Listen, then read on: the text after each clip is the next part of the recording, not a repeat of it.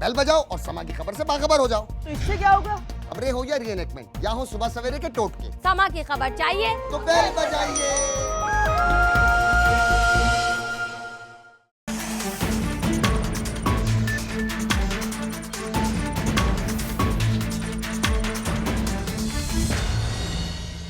अस्सलाम वालेकुम नाजरीन, आप देख रहे हैं आवाज़ और मैं हूं शहजाद इकबाल। हम देख रहे हैं कि पाकिस्तान तहरीक इंसाफ पाकिस्तान मुस्लिम लीग नून के दरमियान तल्खियां बढ़ती जा रही हैं। जनवरी में भी हाथापाई हुई और इस पिछले हफ्ते हमने फिर देखा पीटीआई के एमएनए मुराद सईद और पीएमएलएन के एमएनए जावेद लतीफ़ के दरमियान जो झगड़ा हुआ, जो ज़बान इस्तेमाल की गई, इसके पीछे वजह क्या है, इस पर बात करेंगे। इसके अलावा फौजी अदालतों का इस वक्त जो मामला है वो कहाँ पर जा रहा है, पनामा केस का फैसला जल्दी एक्सपेक्टेड है, किस जमात को सियासी फायदा होगा, किस लीडर को सियासी नुकसान होगा, इस पर भी बात करेंगे। और हुसैन हक्कानी का जो बयान आया है जिसमें वो खुद कहते हैं कि हमने और हमारी हुकूमत ने फैसिलिटेट किया कि सीआईए ऑपरेटिव्स आए और पाकिस्तान में काम करें, इस पर भी बात होगी। और तमाम इशूज पर बात करने के लिए हमारे साथ आज प्रोग्राम में मौजूद हैं अवामी मुस्लिम लीग के सरबराह शेख रशीद साहब। शेख साहब बहुत शुक्रिया वक्त देने के लिए। शेख साहब, ये तल्खी बढ़ती जा रही है, क्या पनामा का प्रेशर है पीटीआई और पीएमएलएन पे, जो आए दिन हम देखते हैं जुमलों का तबादला और अब मामला तो हाथापाई तक पहुंच जाता है, क्या चल रहा है इशूज? देखें, इस असम्बली को इज्जत नहीं मिल सकी। इस असम्बली में ना नवाज शरीफ साहब तशरीफ लाते हैं, आप पीपल्स पार्टी पे 100 इल्ज़ामात दें, यूसुफ गिलानी आता था और एक मेयार था जी, चट्टा साहब थे, हमद नासर चट्टा साहब थे, और हमारे खानेवाल से थे फखर इमाम साहब थे, ख्वाजा सफदर साहब थे, गौर अयूब, एक मेयार था, गौर अयूब साहब थे। और जो डिबेटिंग का मेयार था वो बहुत बुलंद था। और अपोजिशन का जब स्पीकर ही नहीं खुलना और अगर आपने बहनों और माओं की गालियां देनी है तो अल्टीमेटली मुझे तो ऐसे नजर आता है कि कोई पागलपन, कोई फनी खराबी का बंदा एक दिन आएगा, गोली मारेगा लॉबी में। इस खदशे का आपने कल भी इजहार किया था कि छुरी और गोलियां चलेंगी असेंबली में। चल सकती हैं, क्योंकि कोई बड़ा आदमी असेंबली में मौजूद नहीं है कि जो लोगों को सुलह की तरफ लाए। पेट्रोल फेंकने वाले बहुत हैं जी, तीली लगाने वाले बहुत हैं, और लोगों को ये एहसास नहीं कि 14 स्पोक्स पर्सन है सरकार के। माशाल्लाह पीटीआई के भी बहुत हैं, लेकिन जितने सरकार के होंगे उनको भी रखने पड़ेंगे। लेकिन डील तो इमरान खान ही करता है, रेटिंग तो उसी की आती है। सो असेंबली के अंदर जो एक मेयार था, और एक मैं इल्ज़ाम लगाना चाहता हूं और जो मैं लगा चुका हूं, एक भी तहरीक इल्तवा 3.5 साल में पेश नहीं हुई और कोई दिन खाली नहीं जाता था। हालांकि जुनैद जमशेद की शहादत पे नहीं पेश हो सकी। सब वो चाहते हैं बस गुड्डी गुड्डी हो, सवाल सरकारी और गैर सरकारी, और जवाब उठ के सरकारी ख्वातीन जो हैं मेरी बहनें वो कहें जनाब बहुत अच्छा जवाब आ गया, और wasting of time, money, energy. ये जो सिफारिशात दी है कमेटी ने कि 2 दिन की पाबंदी लगा दी जाए, 8 दिन की पाबंदी लगा दी जाए, इससे फर्क पड़ेगा क्या? माहौल तब्दील होगा? कोई चेक एंड बैलेंस की क्या पड़ेगा? कोरम ही पूरा नहीं है। मिलिट्री कोर्ट्स का इतना सेंसिटिव आपने सवाल किया है कि मिलिट्री कोर्ट्स जो हैं, जिनकी कोर्ट्स हैं, जिन्होंने ये कोर्ट्स चलानी है और जिन्होंने ये ज़ाहिर तरीके और सलीके से बात कही होगी कि जनाब हमारे पास बहुत बड़ा पीछे सामान है, तो कैसे इसको हैंडल कर सकते हैं?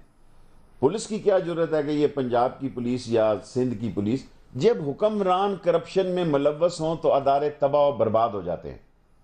अदारों की कोई जिंदगी नहीं होती, कोई जिंदगी नहीं होती इदारों की, और अदारे हाथ जोड़कर खड़े होते हैं क्योंकि ऊपर से सिग्नल नहीं है। अगर इंडोनेशिया वसूल कर गया पनामा के पैसे, इंडिया कर गया, ब्रिटिश कर गया, इंडिया 8-9 बिलियन कर गया, इंडोनेशिया 8-9 बिलियन कर गया, ब्रिटिश 3 पॉइंट सम जो है पाउंड स्टर्लिंग कर गया, हम कैसे कर सकें? हमारा वजीर आजम खुद मुलव्वस है पनामा लीक्स के फैसलों के, इस मनी लॉन्ड्रिंग में, हमारे वजीर खजाना खुद इसमें मुलव्वस हैं, तो कैसे हो सकता है? ये 164 के जब बयान हो, ये पाकिस्तान दुनिया में वाहिद मुल्क है जहां वजीर खजाना 164 का बयान देने के बावजूद भी वजीर खजाना रहता है। वो कहते हैं ना कि मैंने अंडर प्रेशर बयान दिया था, और मेरे ख्याल से पहले भी इस पे आपसे बात हो चुकी है। ख्वाजा आसिफ साहब ने बड़ा तफसील से बताया था कि कितना दबाव था इसहाक डार साहब पे। कोई दबाव नहीं था जी, कोई दबाव नहीं था, रिएक्शन था।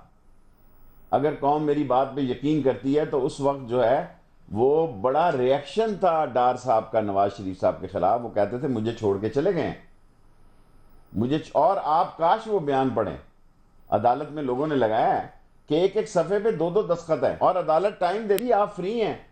ये बड़ा अहम जुमला है। आपको पता है कि इसकी सज़ा क्या हो सकती है? अगर आप इससे फिरे तो आप जेल में जाएंगे। उसने कहा जी मुझे पता है, इसके बावजूद मैं आपके सामने दस्तखत कर रहा हूं और इसको ऑन कर रहा हूं। लेकिन आप देखते हैं कि वो क्योंकि हाई कोर्ट के कहने पे फैसला जो है वो रेफरेंस कॉश हो गया था, वो आगे बढ़ता है कि नहीं बढ़ता। लेकिन इशू तो ये है कि उस वक्त परवेज मुशर्रफ साहब की हुकूमत थी, जो हुआ मियां साहब के साथ, उनकी फैमिली के साथ, तो ऐसा तो नहीं हो सकता कि मेरी बात बिल्कुल ही सुने, मुशर्रफ ये साहब आप को कुछ ना लोगों पता की हो। ये आप लोगों की बनाई स्टोरी है। बड़ा बड़ा बुरा हुआ है। एक क्लाशनकोफ में मैं 7 साल कैद हुआ हूं, आवारा क्लाशनकोफ, और मैं जेल में था। मैं जेल में था और आवारा क्लाशनकोफ में 7 साल कैद हुआ हूं। 3.5 साल कैद के आया, मां मर गई, मां का जनाजा छोड़ के गया। क्या बातें आप सब लोग कर रहे हैं। अगर अगली दफा कहें तो मैं इन 10 के 10 मर्दों के दस्तखतों का माफीनामा लेके आऊंगा जो इन्होंने बाहर जाने के लिए दिया। मैंने खुद आके बाद में तहकीक की और जनरल एहसान वाज DGMI। मैंने कहा जी ये कैसे हुआ है। उन्होंने लॉकर खोला, उन्होंने कहा Sheikh Rashid here is this is their signature. मर्दों के सारों के दस्तखत थे उस पर। और वहां से जब पेशावर कराची से आए तो अलाई बख्श क्या नाम था, गौस अली शाह साहब, ना उनको बताया ना खाकान अब्बासी को बताया। कहते हम यूं गए और यूं आए। हत्ता कि अपने भाई को भी नहीं बताया शहबाज को। वो शहबाज आके अड़ी कर गया यहाँ इस्लामाबाद एयरपोर्ट पे। उसने कहा मैं नहीं जाता जी। फिर वो वालिद मोहतरम अल्लाह उनको जन्नत नसीब करे, उन्होंने इंटरवीन किया और उन्होंने शहबाज को ऑन बोर्ड किया, वरना शहबाज आखिरी टाइम पे चढ़ने के लिए तैयार नहीं था। ये ऐसे लोग हैं कि अपने मतलब के लिए अपने छोटे भाई को भी कुर्बान कर देते हैं। शेख साहब, ये बड़ी अहम आपने बात की कि यहाँ पे सुलह कराने वाला कोई नहीं है, पेट्रोल छिड़कने वाले बहुत हैं। जावेद लतीफ ने जिस तरह की जबान इस्तेमाल की मुराद सईद के घर वालों के बारे में, उसके बाद ना तो हमने देखा कि नवाज शरीफ साहब ने उनके खिलाफ कोई एक्शन लिया हो, कोई मुजम्मती बयान आया हो, ना मरियम नवाज साहिबा का कोई ऐसा बयान आया हो बतौर एक औरत होने के कि किसी के घर वालों के बारे में, बहनों के बारे में ये बात नहीं करनी है। दूसरी तरफ इमरान खान साहब भी ये कहते हैं कि मैं होता तो इससे बहुत आगे बढ़ जाता। मुराद सईद ने तो कुछ भी नहीं किया अभी। देखिए, मैं इससे ज़्यादा कवर ड्राइव खेलता हूँ। मैं समझता हूँ आसफा भुट्टो ने अच्छा बयान दिया ख्वातीन के बारे में। हमारे 100 इख्तलाफात से 100 इख्तलाफात हैं, 100 इख्तलाफात रहेंगे, इसके बावजूद उसने बड़ी ज़ोरदार स्टेटमेंट्स दी हैं जहाँ इंसान की रिस्पेक्ट का सवाल हो। लेकिन बहरहाल अब ये बात हो गई है, इस पे इसको काबू पाना चाहिए और ये बात आगे नहीं बढ़ेगी। लेकिन अगर कोई लीडरशिप आकर इसको रोके ना कोई बयान दे, तो क्या उसकी हिमायत ना समझी जाए कि उनकी हिमायत भी इनको हासिल है? मैं समझता हूँ ज्यादा जिम्मेदारी जो है मुर्तज़ा अब्बासी की है। मुर्तज़ा अब्बासी को ना सिर्फ एक्सपंज करना चाहिए था, उसको बैठा देना चाहिए था। हमारी शक्ल देख कर स्पीकर बंद हो जाता है। यानी वो स्पीकर इतना यूज्ड टू हो गया बंद रहने का कि मैंने परसों स्पीकर साहब को कहा जी कि ये इसको समझ आ गई है कि मुझे अलाउ नहीं मिलना, तो ये स्पीकर मेरा ऑन कब होगा। उसने बंदा भेजा, उसने कहा जी क्योंकि इसको ऑन की इजाजत नहीं है इसलिए ये ऑन नहीं होता। सो आप देखें ना, सर्दमोरी देखें, आप लोगों के मामलात की तवज्जो देखें। हालांकि इस असम्बली में आप देखें ये इजलास तो MQM और तहरीक इंसाफ चला रही है। मैं अगर तहरीक इंसाफ का पार्लिमानी लीडर हूं, मैं लॉबी में बैठ जाऊं रोज। मैं अगर MQM का लीडर हूं, मैं लॉबी में बैठ जाऊं। कोई सरकार ने एक इजलास भी कोरम नहीं पूरा कर सकता। ये सारे 3.5 साल कोरम पूरा किया है पीपल्स पार्टी ने, तहरीक इंसाफ ने, और मेरी बहन है शीरी मजारी, वो तो ईद के दिन भी आ गई होती है। अब्बासी साहब तो उस कार्रवाई के जिम्मेदार हैं ना जो कि पार्लियामेंट के अंदर हो रही है। अगर जावेद लतीफ साहब बाहर आके मीडिया से तरह की गुफ्तगू करते हैं तो फिर तो नवाज शरीफ को एक्शन लेना होगा ना। पार्टी तो वही हेड करते हैं। अगर उनको फिक्र हो, वो आजकल बहुत सारे मसाइल में उलझे हुए हैं, वो इंतजार कर रहे हैं। आप एक्सपेक्ट कर रहे हैं कि उनको पार्टी से बैन किया जाएगा, सस्पेंड किया जाएगा? कोई तारीख में ऐसा कोई नजर आता है वाकया? सर जी आप देखें 2-4 मेंबर बने मीडिया के, लड़ाई तो मीडिया की है, फिर 6 बने। अब मुझे को कह रहा है 34 या 36 मेंबर हैं सरकारी मीडिया टीम के, और जिनमें से बहुत सौ को PTV से तनख्वाहें दी जा रही हैं। अगर ये इतला दुरुस्त है तो बहुत ही अफसोसनाक बात है, बहुत ही अफसोसनाक बात है कि सरकारी पैसे भी यूटिलाइज हो रहे हैं और लोगों को छोटी छोटी MDA दे के छोटे छोटे ट्रेन पे, बस पे, ऑरेंज ट्रेन की, इसकी 5-5, 10-10 लाख रुपए तनख्वाहें मिल रही हैं। कोई मजाक? चले, आप नहीं एक्सपेक्ट कर रहे कि नवाज शरीफ साहब कोई एक्शन लेंगे? वायलेंस तो किसी भी सूरत में बर्दाश्त नहीं किया जाना चाहिए। बहुत सारे जुमले आपकी जबान से अदा हो जाते हैं जो कि आपके मुखालफिन को बुरे लगते हैं, उनकी बात आपको बुरी लगती है, लेकिन मामला हाथापाई तक नहीं पहुंचना चाहिए। ऐसी बात ना कहें, लेकिन अल्लाह मेरी जुबान से गलती ना कराए। मैं साहब बहादुर कह के गाली देना जानता हूं। मैं उन सियासतदानों में नहीं हूं कि जो मां बहन की गाली देते हैं। मैं जो भी काम करता हूं बारीकी का करता हूं, तरीके और सलीके से करता हूं। मुझे पता है कि बाल ने कहां टिप्पा खाना है। मैं इस हद तक कभी क्रॉस नहीं किया। मैं हमेशा नवाज शरीफ का नाम भी नवाज शरीफ साहब लेके करता हूं। मैं बच्चों का तो मैं जिक्र ही नहीं करता कितने नहीं, लेकिन मैं कह रहा हूं मुखालफिन को तो हमेशा इस एतराज रहा है कि हमारे खिलाफ कैसी जबान इस्तेमाल हो रही है। बात हाथापाई तक तो नहीं पहुंचनी चाहिए। और इमरान खान जैसे लीडर अगर ये कहे कि मैं इससे बहुत कुछ आगे बढ़ जाता, आपके ख्याल में ये ठीक सारे बात है? ख्यालात मेरे ना लेना, वो जज्बात ज़ाहिर है जिस किस्म का इल्जाम लगा वो भी बड़ा सीरियस। नहीं, वो तो बहुत सीरियस है, लेकिन वो तो बात की बात थी ना। पहले गद्दार कहना उस बयान पे रिएक्शन किया ना इमरान खान ने, जो वो बयान है जो गुफ्तगू है उस पर उसने रिएक्ट किया। उसने कोई उससे पहले तो रिएक्ट नहीं किया। फौजी अदालतों का मामला कहां पर जा रहा है? आपने बात कही थी कि वैसे तो जमहूरियत में नहीं होनी चाहिए, लेकिन मामलात हालात ऐसे हैं कि फौजी अदालतों की जरूरत होगी। क्या इत्तफाक राय हो चुका है इस पे? पीपल्स पार्टी ने जो अपने सिफारिशात दी थी उस पर? इसमें आप मुझे 2-4 टाइम देंगे, 2-4 मिनट। ये बड़ी सीरियस बात है। ये पाकिस्तान का हसास तरीन मसले हैं 3: Panama leaks, don leaks and high courts, ये मिलिट्री कोर्ट्स। मिलिट्री कोर्ट्स पे तमाम जमातों का, इंक्लूडिंग पीपल्स पार्टी, मैं दोहराता हूं, तमाम जमातों का, और जो मजहब की तारीफ की अमेंडमेंट हुई है वो भी हमारे बैरिस्टर साहब एमक्यूएम वालों ने की, तमाम यूनानी मसलिम मुत्तफिक थे। और ये फैसला नहीं करनी चाहती दोनों पार्टियां। देखें ना, उन्होंने अपने नॉमिनेशन विड्रॉ स्टॉप किए हुए हैं पीपल्स पार्टी ने इलेक्शन लड़ने के, और इधर से मिलिट्री कोर्ट्स को पेंडिंग किया हुआ है जब तक पनामा का फैसला ना आए। इन्होंने बड़ी बात की, और मुझे डार साहब ने कहा कि शेख साहब इनको मनाते हैं। मुझे वैसे ही थर्ड मेरी सेंस ने, सिक्स सेंस ने मेरी काम किया।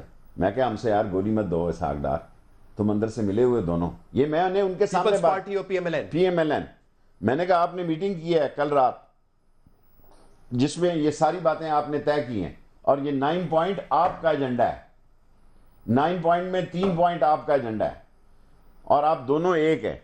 और ये बात मैंने आसिफ जरदारी साहब से कहा था कि आसिफ जरदारी साहब, अगर आपने पंजाब में पीपल्स पार्टी का कोई रोल देखना है तो या हाथ आसमान पे लगा लें या पांव जमीन पे लगा लें। आप कोर्स शोर्स की बात कर रहे हैं आसिफ जरदारी साहब, मैं शेर पाव को मैं यहाँ 100 इख्तलाफ के बावजूद दाद देना चाहता हूँ। उसने कहा बिल्कुल ठीक बात है, हम इत्तफाक कर रहे हैं। मैंने कहा ये सब पार्टियां इत्तफाक कर रही हैं, हम मुनाफिक नहीं है। पीपल्स पार्टी भी इत्तफाक कर चुकी है इस पर। सर पीपल्स पार्टी ने, मैं शेख रशीद कह रहा हूं, नवीद कमर ने एक बात कही कि मैं इसका पार्टी को की इजाजत ले लूं, दैट्स इट। एक जुमला उसने जो कहा एंड में कि जी मैं ठीक है एग्रीड हूं, लेकिन इसकी मुझे पार्टी से अप्रूवल लेनी है। फजलुर रहमान एग्री था, एमक्यूएम एग्री थी, शाह महमूद साहब एग्री थे। जब ये सारी बातें हुई तो मैंने एतजाज साहब को कहा, मैंने कहा एतजाज साहब आपसे तलक स्टूडेंट लाइफ का है, इख्तलाफ हुए, इत्तफाक हुए, एंड यू नो कि हम प्रिंसिपल पॉलिटिक्स करते हैं, इश्यूज की पॉलिटिक्स करते हैं। आप ये कहें कि आपकी अंडरस्टैंडिंग हुई है कि नहीं हुई है। एतजाज अंदर से खुर्ची लगी ना, रेगमाल लगाया मैंने 6 नंबर का। उसने कहा हाँ हमारी अंडरस्टैंडिंग हुई है, 3 बातें इन्होंने हमारी मान ली हैं, हमने इनकी 3 मान ली हैं, 2 साल की, और फौज के साथ कोई सेशन जज नहीं बैठेगा, ये हमने मान ली है। और अपील वो तो मैंने कहा सुप्रीम कोर्ट पहले कह चुकी है, उसमें क्या कमाल है। उसने कहा इनके मुंह उतर गए इतने से। मैंने कहा जी हम तुम्हारे साथ नहीं है, हम मिलिट्री कोर्ट्स की हिमायत करेंगे, जो बिल लाएंगे हम हिमायत करेंगे। तो फिर रुकावट क्या है, क्यों नहीं आ रहा bill? Panama leaks, Panama leaks issue है, पनामा लीक इशू है। ये डरे बैठे हैं, ये डरे बैठे हैं, और मार्केट में दोनों तीनों किस्म की अफवाहें और स्ट्रेटजी हैं। स्टेप डाउन की भी स्ट्रेटजी है, और अगर मैं कह रहा हूं, दूसरी दफा अगर कह रहा हूं, अगर हदैबिया पेपर मिल का केस खुल जाता है और अगर हदैबिया पेपर मिल्स की अपील का हक मिल जाता है तो फिर तो सारा गोदमगाह ही नया खुल जाता है। गवर्नमेंट के पास क्या ऑप्शन है, या स्टेप डाउन हो। देखो ना, वो जो अपील नहीं की गई, वो मैंने सुप्रीम कोर्ट में कहा कि इसका एक जज जो है वो पनामा लीक में उसका अकाउंट निकला और इस फैसले के बाद निकला है। ये मैंने सुप्रीम कोर्ट में बयान दिया है।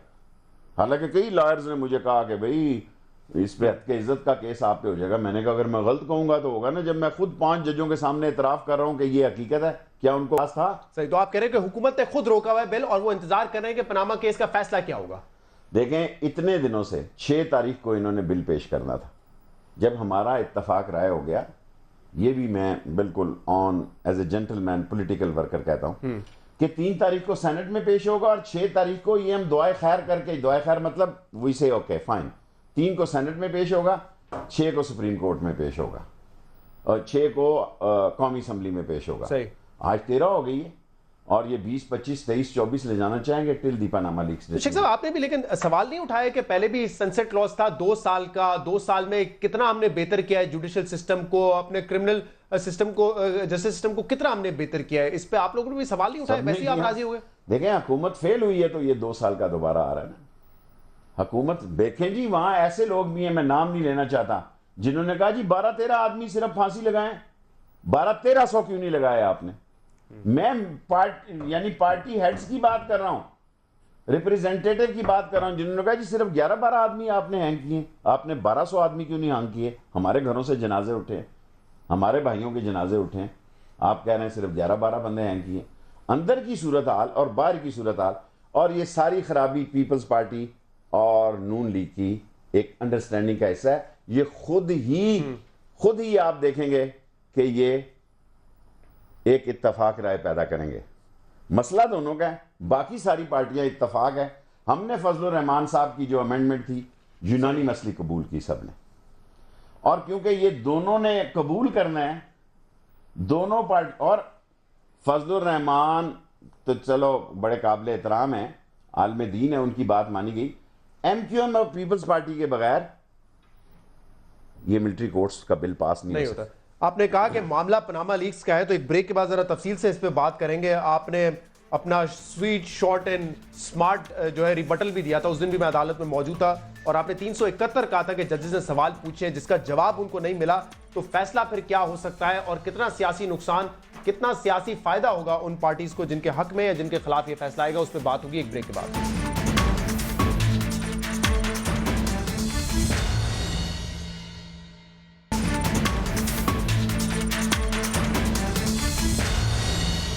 वेलकम बैक नाज़रीन। प्रोग्राम में हमारे साथ मौजूद है शेख रशीद साहब, अवामी मुस्लिम लीग के सरबरा। सर, 371 सवालात आपने अपने रिबटल में बताए जजेस को कि ये आपने पूछे थे जिनका जवाब आपको नहीं मिला। अब आपकी और पीटीआई की बेसिक प्रेयर है कि वजीर आजम साहब को डिस्क्वालीफाई किया जाए। वो कहते हैं मामला मनी लॉन्ड्रिंग का भी है, पैसे बाहर भेजने का भी है, आप कहते हैं कि तजाद है उनके बयानात में, वो सादिक और अमीन नहीं है। देखें, मेरे बहुत सारे दोस्त खफा हुए हैं, वो अखबारी तराशे वराशे। मेरे ने तो पहले दिन से केस 62, 63 पे रखा, और ये मैं बात 2-3 चैनलों पे मुझे रिपीट करना पसंद नहीं है, लेकिन मुझे रोज क्योंकि इंटरव्यू दिन में 2 करने पड़ते हैं तो रिपीट हो जाता है। मुझे चीफ साहब ने कहा कि शेख साहब इतना बस्ता लेके आप पूरे नोट, मैंने कहा जी इस तरह तो मैं कभी स्कूल और कॉलेज नहीं गया जिंदगी में, जिस तरह इस एकेडमी में आया हूं, जस्टिस एकेडमी में। 126 दिन धरने पे नागा नहीं किया, 126 दिन यहां नागा नहीं किया। इन द एंड मैंने वो 371 सवाल जब पेश किए तो एक कॉपी मुझसे कम थी मेरे पास। एक जज साहब ने कहा कि शेख साहब वंडरफुल वर्क यू हैव, मैं, और कॉपी एक है। मैंने कहा जी आप मेरी ले लें। मैंने कहा जी ये 371 सवाल आपने किए हैं, इसमें से एक खास सवाल है आपने 2 दफा किया है कि इस अरसे में जो पनामा ये जो 3.5 साल में कुवैत का कतर की कितनी इन्वेस्टमेंट आई। देखें, अभी इन्होंने पब्लिक अकाउंट में दी है कि हमने जो चाइना के साथ चाइना कॉरिडोर जो किया है बिजली के इतने 300 कितने का, वो इतनी महंगी बिजली है लोगों ने अफोर्ड ही नहीं कर सकनी। शर्म की बात है कि हम अपना कूड़ा भी नहीं उठा सकते, न कराची में, न पिंडी में, न लाहौर में। वी आर नॉट केपेबल कि हम अपना गार्बेज ही इकट्ठा कर सकें। कराची का मेजर इशू हमने बना दिया है कचरा। क्या क्या हमारे लोग लिख रहे हैं कचरे से कराची, मुझे शर्म आती है। अगर हम अपना कचरा उठाने की atomic missile to missile, air to air, आज हमने और मोस्ट सेंसिटिव हथियार लिए हैं कि हम इंडिया के जहाज को फ्लाई करते हुए उसके बेस पे मार सकते हैं। 300-300 किलोमीटर ये लुधियाना और ये जोधपुर और ये सारे जो करीब के पंजाब के स्टेशन है हमने वैसे मफलूज कर दिए, लेकिन कचरा नहीं उठा सकते यार। आप हकीकत की तरफ आए जी। आप कितने पुरुमीद है, क्योंकि आप किसी भी वक्त जो है जजेस ने ये फैसला सुना देना है कि डिस्क्वालिफिकेशन होगी वजीर आजम की। ये सवाल मैं इसलिए आपसे पूछ रहा हूं क्योंकि इमरान खान साहब 2 से 3 मरतबा ये कह चुके हैं। एक दफा मेरी इंटरव्यू में उन्होंने कहा कि अगर नवाज शरीफ साहब बरी भी हो जाते हैं तो बाइज्जत बरी नहीं होंगे। तो कम से कम वो इतना आ गए कि शायद टेक्निकली कोई उनको स्पेस मिल जाए बरी होने की, लेकिन बाइज्जत बरी नहीं होंगे। सियासत में जख्मी करके छोड़ देना ना, नवाज शरीफ साहब की टीम और नवाज शरीफ को एहसास नहीं हुआ।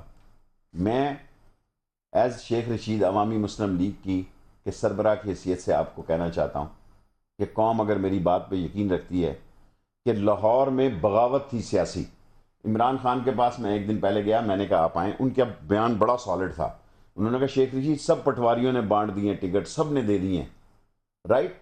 मुझे कभी नहीं कहा आसफ जरदारी ने। आसफ जरदारी ने मुझे 3 दफा कहा कि शेख रशीद मत जा।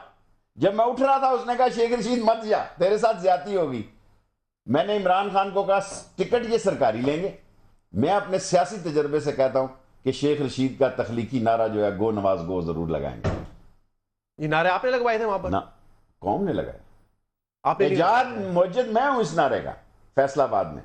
ये मैं कह चुका हूं, आपका टाइम जाया होगा कि तरीके इंसाफ को एक्सेप्टेबल नहीं था शुरू में। ये वो समझते थे कोई दरमियानी हल, और मैं आगा छोड़ो कोई दरमियानी हल नहीं है। लेकिन स्टेडियम में इन नारों के पीछे आप नहीं थे? नहीं, मैं नहीं था, मैं बिल्कुल नहीं था। मैं 500 रुपए वाले में गया हूं। बहुत जबरदस्त रिसेप्शन हुआ। मेरी सारी जिंदगी में शेख रशीद जिंदाबाद के इतने नारे नहीं सुने। फिर उन्होंने कहा जी 4000 में आ जाओ। तो सारा शायद मैं जब 8000 में, तो सारा पीटीआई का क्राउड था। अब अंदाजा लगाए ना, अगर शेख रशीद की इतनी रिसेप्शन, पीटीआई का क्राउड था, लेकिन इमरान खान साहब खफा बैठे हुए थे। देखे ना, अगर शेख रशीद की इतनी रिसेप्शन थी, अगर इमरान खान होता तो वहां क्या होता?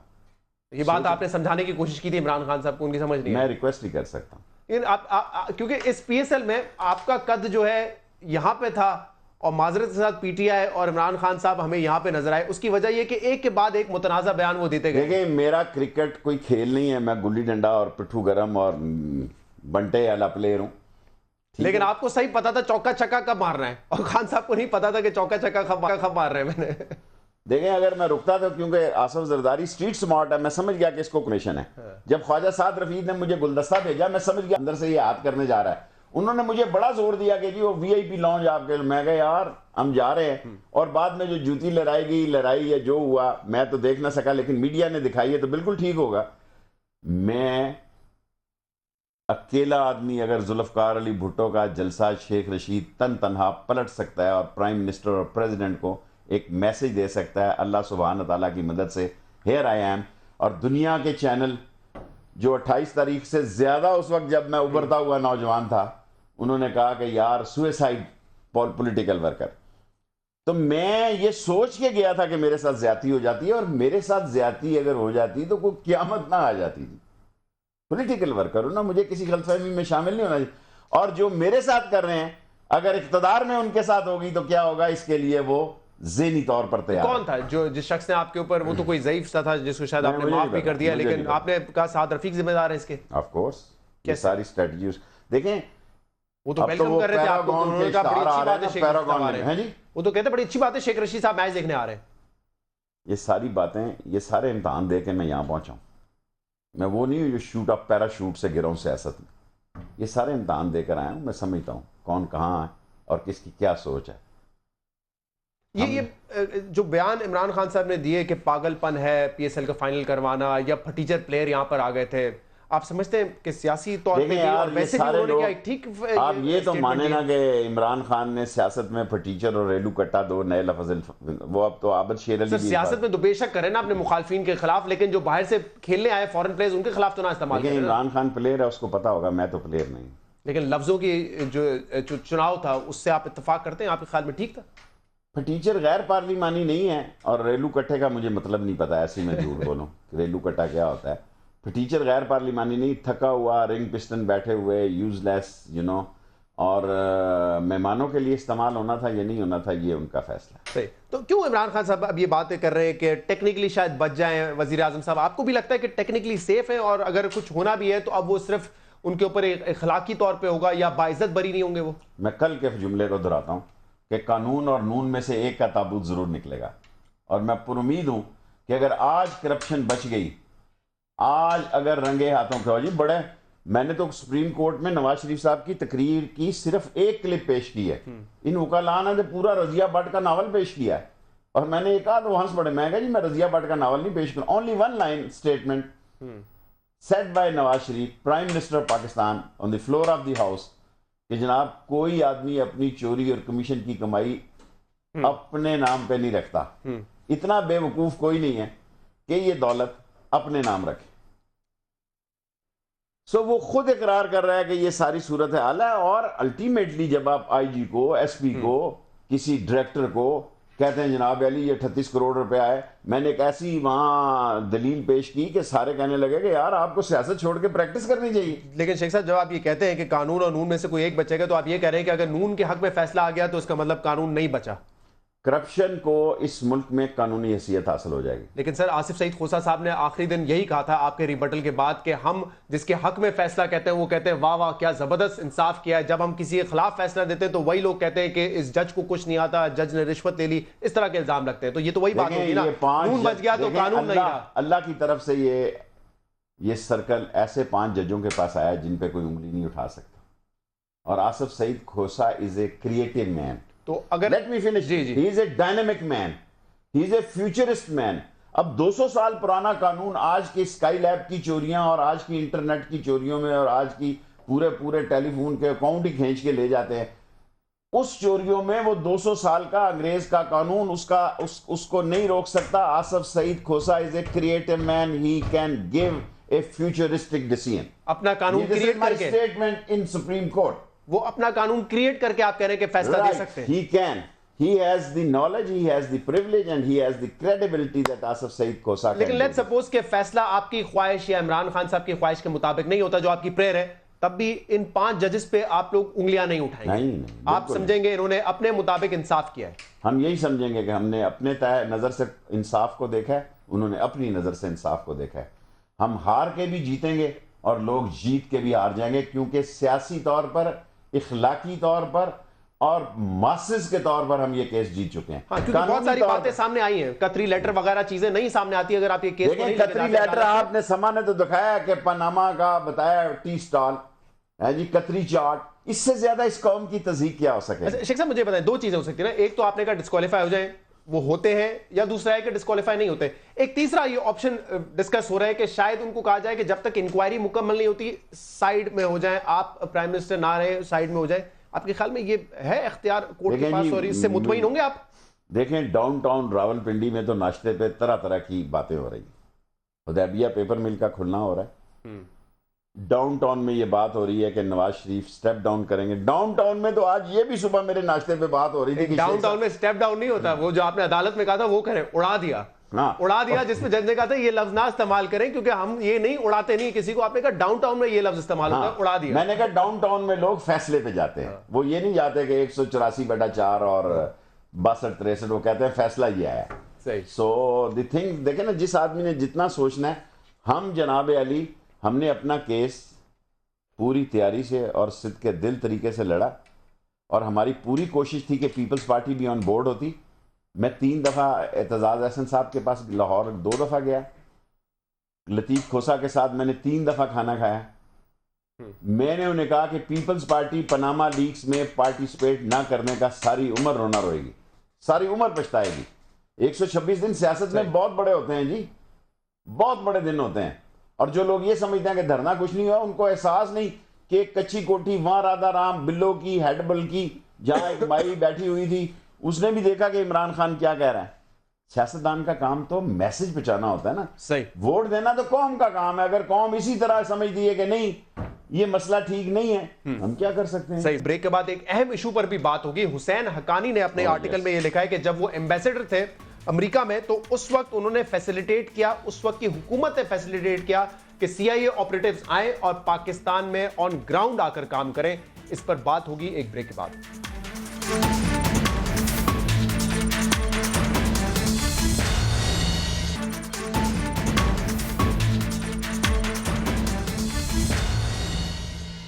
वेलकम बैक नाज़रीन, हमारे साथ शेख रशीद साहब मौजूद हैं। शेख साहब, हुसैन हक्कानी साहब का आर्टिकल अगर आपने पढ़ा हो तो उसमें उन्होंने कहा है कि मेरी हुकूमत ने फैसिलिटेट किया है कि CIA ऑपरेटिव्स पाकिस्तान आए, ऑन ग्राउंड काम करें, और आखिर में जो उसामा बिन लादेन का ऑपरेशन था उसमें भी उन ऑपरेटिव्स ने मदद की। कैसे देखते हैं इस बयान को? आपको यहाँ तो उन्होंने फंसा दिया पीपल्स पार्टी की हुकूमत को, ये कह के कि उनकी मर्जी से यहाँ CIA ऑपरेटिव्स। कौम मेरे प्रोग्रामों को याद करे, मैं कह रहा था गद्दार इब्ने गद्दार है ये। जब मुशर्रफ का दौर था, इसने मुशर्रफ के दौर से पहले जाता हूं जी, मैं मिनिस्टर था नवाज शरीफ साहब का, तो एक किरदार किशी के डॉक्यूमेंट तैयार हो रहे थे लाहौर में बेनजीर भुट्टो साहबा के। जब वो पीटर गैलब्रेथ जो बेनजीर का दोस्त था उसके दस्तों की नकल करनी थी, मुझे कहा गया, मैंने कहा जी मेरी तो इंग्लिश में वैसे ही बीए में कंपार्ट आई थी, मुझसे ये पीटर गैलब्रेथ इस तरह नहीं लिखा जा सकता। He said give it to me. Haqqani साहब ने इस तरह पीटर गिलब्रेथ लिखा कि दोनों कागज नवाज शरीफ साहब के आगे रखे गए, नवाज शरीफ भी नहीं पहचान सका कि असली कौन सा दस्तखत है और नकली कौन सा दस्तखत। और उसमें जो है किरदार कशी करनी थी मोहतरमा बेनजीर भुट्टो की। ऑफ कोर्स, मैं होशो आवाज से ध्यान दे रहा हूं भाई। और ये पास हो गया, उसका बजट भी पास हो गया कि उसकी कितनी प्रिंटिंग होनी है, क्या होना है, मीडिया को कैसे इश्तिहार जाने हैं, कैसे नहीं जाने हैं। Mastermind was Hussain Haqqani. Mastermind was Hussain Haqqani. Rashid Qureshi ISPR का चेयरमैन था, बीमार हो गया मिलिट्री हॉस्पिटल में जब नवाज ये आ गए, तो ये बाहर बुक लेके बैठा हुआ था ताजियत करने वालों का नोट लेने के लिए, सुबह से लेके शाम तक। इतना बेशरम इंसान है ये। लेकिन मुशर्रफ ने इसको घास नहीं डाला, ये समझ रहा था उधर स्विच लग जाए। फिर ऑफ कोर्स आसिफ जरदारी। और आसिफ जरदारी का केस इतना सीरियस था कि अगर, यानी हुसैन हक्कानी का, अगर जनरल कियानी यहां अपने 3 साल की एक्सटेंशन की लालच में काम ना करता तो यह हुकूमत उस वक्त खत्म हो चुकी है। मेमो गेट वाले इंसिडेंट में रात को इन्होंने राम कर लिया जनरल कियानी को, और जो भी उस वक्त दूसरे साहबान थे, इन्होंने 1-to-1 मुलाकात में उसे कह दिया जनाब अली ये रिजाइन कर रहा है। और उसको आसिफ जरदारी साहब ने ऑन रिकॉर्ड, कह रहा हूं, प्राइम मिनिस्टर ऑफ पाकिस्तान का प्रोटोकॉल दिया, दिखाएं ये clips. He was staying in prime minister house. काफी दिन तक वो रहे थे बाहर जाने से पहले। उसे प्राइम मिनिस्टर का सिक्योरिटी, टैरिफ और सिक्योरिटी, जो उसकी ग्रीन बुक होती है, आप देखें ग्रीन बुक हुसैन हक्कानी जैसे गद्दारों की प्राइम मिनिस्टर ऑफ पाकिस्तान को मिली। ये मुल्क में क्या कुछ नहीं हो रहा, क्या समझते हैं आप? तो इस मुल्क का सितम यह है कि ये गद्दारी का केस है। तो ये तो कन्फेशन हुआ ना फिर, तो इस पे कौन फिर हरकत में आएगा? कौन आसिफ जरदारी साहब का और अमेरिकन लॉबी का। हालांकि आसिफ जरदारी साहब ने बड़ी कोशिश की इस अमेरिकन इलेक्शन में, दोनों गलत खेले। नवाज शरीफ ने भी हैलरी को पैसे दिए और नवाज शरीफ साहब ने भी। आसिफ जरदारी ने भी हैलरी को फंडिंग की अपने लोगों के जरिए। एक बेवकूफ या उर्दू मीडियम का शेख रशीद था जो कहता था यार ट्रंप को आप इजी ना लो, ये जीत जाएगा।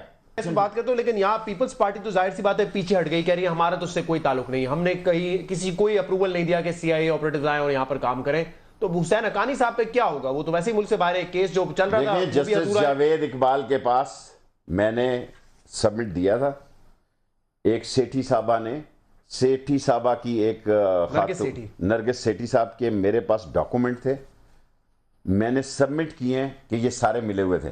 अगर नरगिस सेठी की आप बयान, अगर मुझे पहले पता होता कि आपने ये सवाल निकालना है, तो मैं किसी तरीके से वो जो कमीशन बना था उसके में से वो डॉक्यूमेंट निकालता कि जो मेरा उसमें बयान है कि नरगिस सेठी ने तहरीरी तौर पर दिया, यस अप्रूव्ड बाय अस। जब प्रिंसिपल सेक्रेटरी होता है या सेक्रेटरी टू प्राइम मिनिस्टर होता है, उसकी खुद कोई हैसियत नहीं होती, there is a face behind a case. और उस मुल्क में फेस आसिफ जरदारी साहब का था, किसी के कहने या ना कहने से कुछ नहीं हो। और ये ऐसे मौके पर बयान आया है। ये 15 दिन पाकिस्तान की सियासत के बड़े अहम हैं। ये 15 दिन 13 से लेके 27-28 तक बड़े अहम हैं, और इसकी टाइमिंग को कौम समझने की कोशिश करे। इंडियन फायरिंग को, रात जो गोलाबारी इतनी तेजी से हो रही है, इसको समझने की कौम कोशिश करे। अफगानिस्तान में 28 दहशतगर्द तंजीमों ने यकजा जो बयान स्टैंड ले लिया है पाकिस्तान के खिलाफ, कौम इसको समझने की कोशिश करे। पनामा लीक्स, डॉन लीक्स और कोर्ट्स, इस में जो लोग मस्ती करेंगे वो अपनी मनसूबाबंदी की भी सोच रखें, वो बेहतर स्ट्रेटजी बनाएं निकलने की भी। क्योंकि अगर किसी जगह भी खिड़की लग गई तो खिड़की लग सकती है। These 15 days are the important days in the history of Pakistan. Maybe they win or maybe they lose. Peoples party के हवाले से बात हो रही है, तो एक तो पीपल्स पार्टी को अब इस बयान का जवाब देना पड़ेगा। फिलहाल उन्होंने डिस्टेंस किया अपने आप को इससे कि इसमें हमारा कोई रोल नहीं था। दूसरा, जो 4 मुतालबात थे पीपल्स पार्टी के, उस पर उन्होंने कहा कि हम लॉन्ग मार्च करेंगे। आसिफ जरदारी ने कहा कि मैं, बिलावल दोनों इलेक्शन लड़के पार्लियामेंट में आएंगे। ये होता हुआ नजर आ रहा है या सिर्फ एक बयान था? देखिए, मैंने एतजाज से एक बात पूछी। मैंने कहा, बीइंग ए ओल्ड फ्रेंड, हम बतौर स्टूडेंट लीडर एक दूसरे से जानते हैं, क्या तू समझ, तेरे पास रिपोर्ट थी कि आसिफ जरदारी इलेक्शन लड़ रहा है? उसने कहा नहीं। मैंने आसिफ साहब को ये कहा, मैं ये बात कहनी नहीं चाहिए। मैं एक ही मीटिंग में गया, मैंने कहा जी बच्चे को फ्री हैंड दें, आपके अम्ब्रेला के नीचे ये तरक्की नहीं कर सकता जी। और जब आसिफ जरदारी के नॉमिनेशन दाखिल होंगे, इतना बड़ा पलंदा जाएगा एसेट्स का, इतने बड़े। और नवाज शरीफ आ गई यहां तक हॉट वाटर में। जब आसिफ जरदारी और नवाज शरीफ दोनों हॉट वाटर में होंगे, that will be a dangerous point for this corrupt, dishonest and sluggish. और फिर जज कहते हैं वो एक्स्ट्रा वेगेंट नहीं कहा, एक्स्ट्रा वेगेंट डेमोक्रेसी। सर ये बताएं कि इलेक्शन का मामला कहाँ चाहे जो रिफॉर्म्स का है, क्या कोई उम्मीद है कि इलेक्ट्रॉनिक वोटिंग मशीन के जरिए ये इंतखाबात होंगे, ओवरसीज पाकिस्तानी को वोटिंग राइट्स मिलेंगे, या वो वक्त गुजर चुका है अब? मेरा नहीं ख्याल कि इस मुल्क में ओवरसीज पाकिस्तानीज को नवाज शरीफ साहब कभी वोटिंग का हक देंगे, नंबर 1। नंबर 2, ये मशीनें धांधली को नहीं रोक सकती। मशीनों पे जिद करना बेकार है। मैं अब कह नहीं सकता, मैं इत्तेहादी हूं तहरीक इंसाफ का, मुझे तो फिर कौन रोकेगा धांधली सर? देखें, धांधली रोक सकता है इंसान का एक शऊर और माशरे की सोच। जो लोग फख्र से आके बताते हैं 4 वोट पाए जे, फख्र से आके बताते हैं 14 वोट पाए हैं। सर ये आर्ट होता जा रहा है, ये फैशन होता जा रहा है। हम नवाज शरीफ को ताना देते हैं, हम मिन हैसल कौम करप्ट हो चुके हैं, हम मिन हैसल कौम डिसऑनेस्ट हो सके हैं। जो चंद लोग रह गए हैं, लोग उसको पागल समझते हैं कि ये बेवकूफ है। जब लोग मंशियात फरोशों को, जुआ कराने वालों को, हेरोइन बेचने वालों को, पॉडरियों को, थाने के एजेंटों को, पुलिस के मुखबरों को वोट देते हैं कि इनके पास पैसे है, तो फिर पैसा खेलेगा और तमाशा लगेगा। पैसे तो अगर लोग ही कसूरवार हैं तो फिर धरना देना, एहतजाज करना नवाज शरीफ साहब के खिलाफ तो नहीं बनता, फिर तो लोग ही हैं, लोग ही कसूरवार हैं। अगर वो फख्र महसूस करते हैं 4 वोट मायूसी देखें, उस धरने में लोग आए, उस धरने में ये ना कहेंगे लाहौर से चला इमरान खान, हम भी उसके साथ थे, लोग आए। ये इसीलिए कोशिश है कि लोगों को कहें यार डालडा का डब्बा अहम नहीं है, तुम्हारे बेटे का मुस्तकबिल अहम है। चीनी का थैला अहम नहीं है, आटे का तोड़ा, ये 10,000 रुपए कैश या 40,000 रुपए कैश अहम नहीं है। सारे तुम्हारे पैसे हैं जो 1,35,000, अब कल उन्होंने कहा 15,000, 1,15,000 रुपए के मकरूज हो गए। ये स्टॉक एक्सचेंजें तबाह हो जाएंगी, ये रिजर्व खत्म पड़ जाएंगे।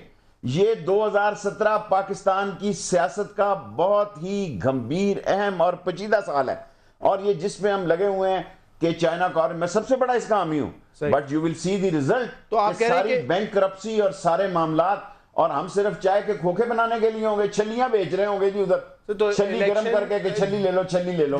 हमारी इंडस्ट्री कहां है, हमारी टेक्सटाइल कहां है, हमारी देखें 25% हमारी एक्सपोर्ट कम हो चुकी है, और हम बड़े अकड़े फिर रहे हैं जी कि हम। तो आप ये कह रहे हैं कि जो जुडिशल कमीशन बना था धांधली के ऊपर, उसने जो बताया था कि कहां गलतियां हुई हैं, क्या इस्लाहात की जरूरत है, वो कुछ नहीं होना है फिर इस इलेक्शन में भी? इलेक्शन वैसे ही होंगे जैसे हर साल होते हैं वैसे ही। शेख साहब बहुत बहुत शुक्रिया, आप प्रोग्राम में तशरीफ लेकर आए। दीगर इशूज़ पे हमने शेख साहब से बात की। इस प्रोग्राम का फीडबैक आप दे सकते हैं हमारे सोशल मीडिया पर। शो से इजाज़त दीजिए, अल्लाह हाफ़िज़।